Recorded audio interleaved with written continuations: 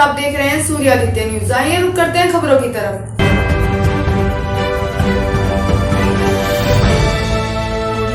गाजियाबाद के मोदीनगर विधानसभा में किस किस योजना से कार्य हो रहे हैं, हमने बात की मोदीनगर की विधायक डॉक्टर मंजू सिवा से। आइए सुनते हैं उन्हीं की जुबानी।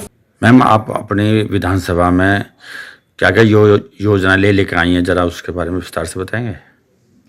मोदीनगर विधानसभा क्षेत्र के लिए मैंने अभी इस बार बजट में जो चीज़ें देखी हैं, तो उसके लिए मैंने ख़ास तौर से जो ग्रामीण हमारे बच्चे हैं उनके खेलों के लिए चीज़ें मांगी हैं। जैसे कि पतले में एक स्टेडियम जो है इंडोर गेम्स के लिए हॉल वगैरह है, इनका उच्चीकृत किया गया है। तो इसी तरह से हमारा जो भोजपुर की तरफ भी खंजरपुर के लिए मैंने कहा है, तलहटे के लिए कहा है, और निश्चित ही तलहटे में तो काफ़ी चीज़ें आ रही हैं और खंजरपुर के लिए भी मैंने मांगा है। साथ ही साथ जो हमारे एक डाटा सेंटर है जो मेट्रोज़ में होते हैं, सरकार ने 1000 करोड़ रुपए दिया, तो उसके लिए मैंने कहा है और उसमें अभी पत्राचार भी कर रहे हैं कि ये इस तरह के सेंटर हमारे यहाँ चुड़ियाला में, निवाड़ी में लग सकते हैं। और जो हमारे शूटिंग रेंज है उसके भी जीर्णोद्धार के लिए, और उस शूटिंग रेंज के कैंपस में हमारे इंडोर गेम्स भी आ सकते हैं, उसके लिए भी मैं कार्रवाई कर रही हूँ। और जीडीए ने इसको किसी ज़माने में बनाया था, लेकिन अभी देखभाल के अभाव में ये काफ़ी जीर्ण शीर्ण हो गया है, तो इसको सही हो जाए इसके लिए हम लोग कोशिश कर रहे हैं। साथ ही साथ मेरे पास 3 नगर पंचायतें हैं, उनकी विद्युत व्यवस्था के लिए, उनके सड़कों के निर्माण के लिए, धार्मिक स्थलों के लिए, ये सब चीज़ों के लिए मैं समय समय पर माननीय मंत्री जी से इनके डिमांड लेटर पहुंचाती रहती हूं। तो उसमें निश्चित ही कुछ ना कुछ कार्रवाई आगे हुई हैं। जैसे कि हमारे निवाड़ी क्षेत्र को काफ़ी सारी चीज़ें मिली हैं, पतला क्षेत्र और फरीदनगर के भी अभी काम चल रहे हैं, लेकिन उन्हें थोड़ा सा हमें और आगे बढ़ाना है। और जो मोदीनगर नगर पालिका है, नगर पालिका का काम भी बहुत अच्छा हो रहा है, माननीय मंत्री जी भी बहुत खुश हैं। मैंने उनसे 2 चीज़ें कही हैं कि हमारे नगर विकास के लिए हमारा नाला पक्का होना बहुत ज़रूरी है, और मैंने उनको सुझाव दिया है कि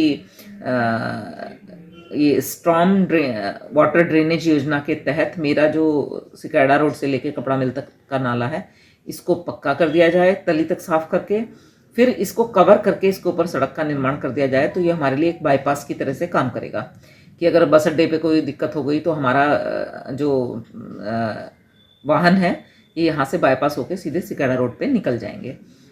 साथ ही साथ आपने देखा होगा कि बढ़ती हुई जनसंख्या के साथ बढ़ते हुए अर्बनाइजेशन, शहरीकरण बढ़ रहा है, और हमारे गदाना क्षेत्र की तरफ, हमारे पतले क्षेत्र की तरफ कॉलोनीज बनती जा रही हैं, सब खेतों में भी अपने घर बना रहे हैं। तो उससे क्या होता है कि घरों का पानी सड़क पे आ जाता है, दूसरों के खेतों में चला जा रहा है।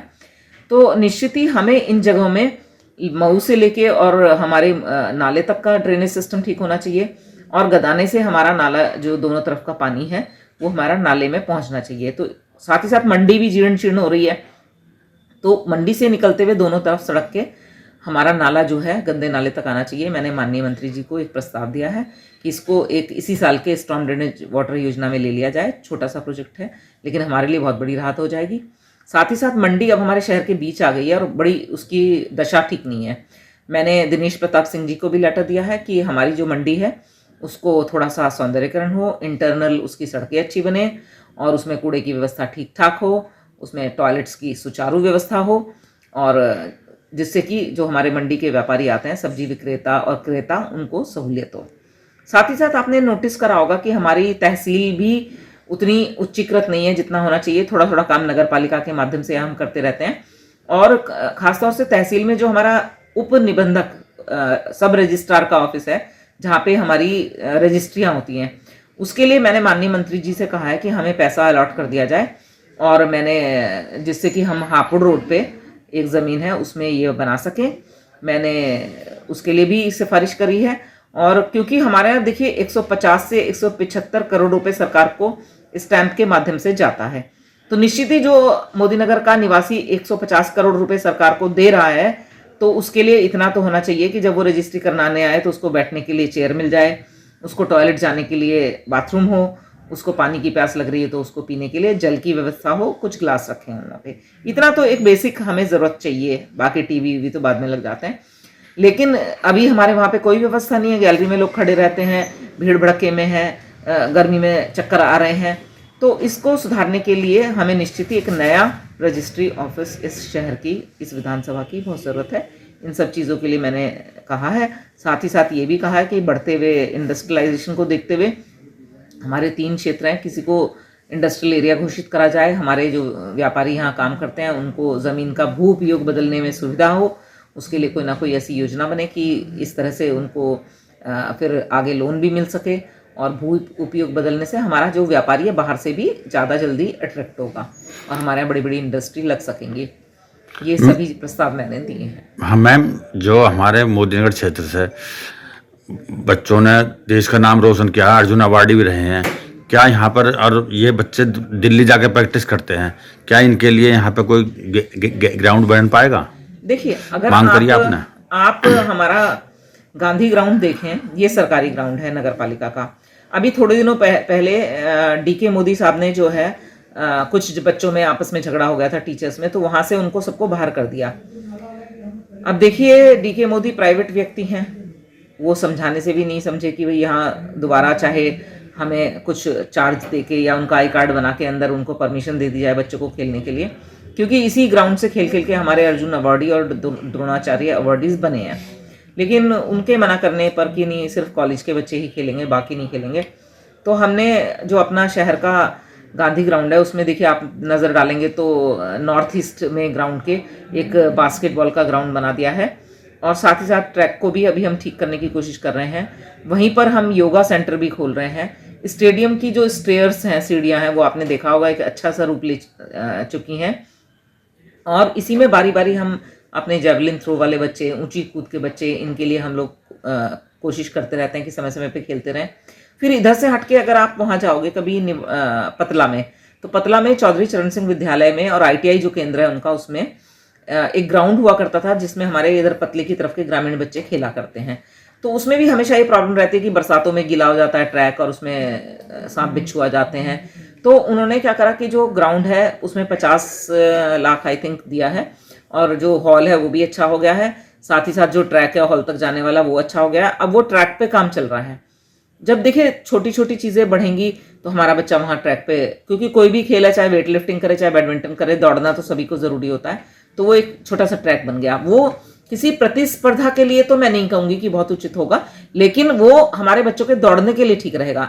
सिमिलरली हम गांधी ग्राउंड के लिए भी कोशिश कर रहे हैं कि किसी तरह का जो सेमी सिंथेटिक ग्राउंड टाइप बन जाए कि जो वर्षा में खराब ना हो और बच्चों को हमारे सहूलियत रहे। खिलाड़ियों से सलाह लेके हम लोग काम कर रहे हैं।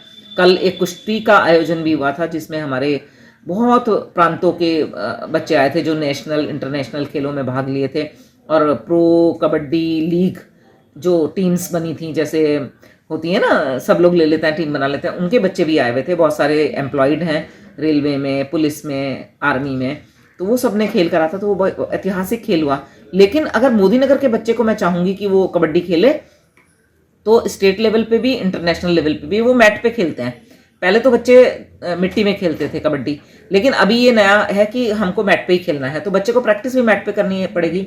मैं अपनी निधि से, जब कल उन्होंने मुझे बताया, तो कोशिश कर रही हूँ कि मेरी निधि से एक मैट का सेट ऐसा मिल जाए कि जब बच्चों को खेलना हो तो वो अपने वहाँ पर ले जा सकते हैं और उस मैट पे खेल लें। नहीं तो कुछ ना कुछ करके हम मैट का भी इंतजाम करेंगे जिससे हमारे कुश्ती, कबड्डी, इस तरह के जो खेल हैं उन मैट्स पर हो सकें। साथ ही साथ तो स्टेट लेवल पे भी इंटरनेशनल लेवल पे भी वो मैट पे खेलते हैं। पहले तो बच्चे मिट्टी में खेलते थे कबड्डी, लेकिन अभी ये नया है कि हमको मैट पे ही खेलना है, तो बच्चे को प्रैक्टिस भी मैट पे करनी पड़ेगी। मैं अपनी निधि से, जब कल उन्होंने मुझे बताया, तो कोशिश कर रही हूँ कि मेरी निधि से एक मैट का सेट ऐसा मिल जाए कि जब बच्चों को खेलना हो तो वो अपने वहाँ पर ले जा सकते हैं और उस मैट पे खेल लें। नहीं तो कुछ ना कुछ करके हम मैट का भी इंतजाम करेंगे जिससे हमारे कुश्ती, कबड्डी, इस तरह के जो खेल हैं उन मैट्स पर हो सके। साथ ही साथ जूडो और ये जो बच्चे खेलते हैं ताइक्वांडो टाइप का, ये भी मैट्स पे ही होता है, तो मैट बहुत ज़रूरी है, ये हम लेंगे। वेट लिफ्टिंग के लिए हमारे बहुत बच्चे हैं, पावर लिफ्टिंग के लिए हमारे बहुत बच्चे हैं। खिलाड़ियों से मैं सलाह लेती रहती हूँ, क्योंकि मेरा अपना ज्ञान इतना खेलों में नहीं है, तो मैं उनसे पूछ पूछ के अपनी नॉलेज अपग्रेड करके कोशिश कर रही हूँ कि खिलाड़ी जो बेसिक चीज़ें हैं हमारी यहाँ पर आ जाएं। रही बात ग्राउंड की, तो देखिए हमारे पास एक ग्राउंड है जो हमारा सरकारी है, जिसको हम अपग्रेड करने की सोच रहे हैं। और अगर दौड़ के लिए जैसे बच्चे हमारे पुलिस में या बहुत सारे कॉम्पिटिशन्स में जाते हैं, तो जो खंजरपुर के ग्राउंड है बिजली घर के सामने, बिजली घर के अपोजिट, मतलब नॉर्थ की तरफ, वो खेल ग्राउंड के नाम से दर्ज है। उसके लिए भी मैंने सिफारिश करी कि ग्रामीण खेलों में इसको भी एक छोटा सा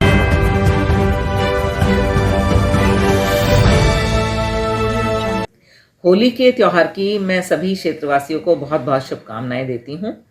ये त्यौहार जो है प्रेम का त्यौहार है, रंगों का त्यौहार है।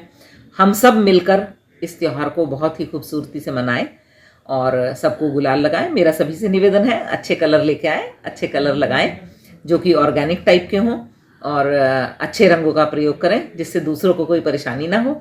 साथ ही साथ खूब गुंजिया खुद भी खाएं, औरों को भी खिलाएं और प्रेम से इस त्यौहार को मनाएं। बहुत बहुत धन्यवाद।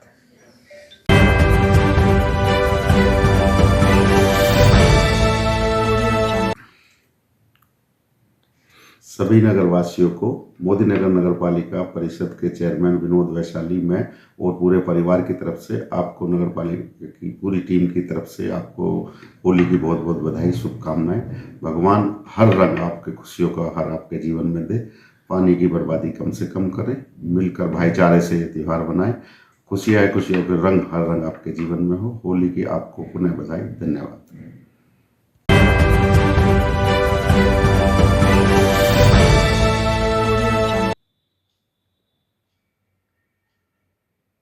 होली के पावन पर्व पर जैन शिकंजी परिवार की तरफ से आप सबको बहुत बहुत बधाई। बहुत ही सौहार्द तरीके से इस त्यौहार को मनाएं। ये त्यौहार खुशियों का है, आपस में गले मिलने का है। इस त्यौहार को आपस में बहुत ही सौहार्द तरीके से मनाएं। होली पर एक बार पुनः जैन शिकंजी की तरफ से आपको हार्दिक बधाई।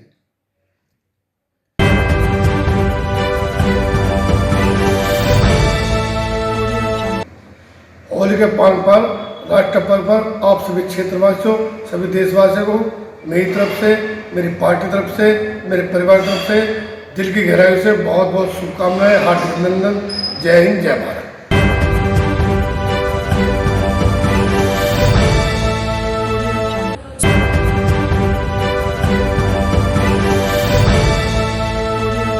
आज के लिए खबरों में बस इतना ही। कल फिर होगी आपसे मुलाकात। नमस्कार।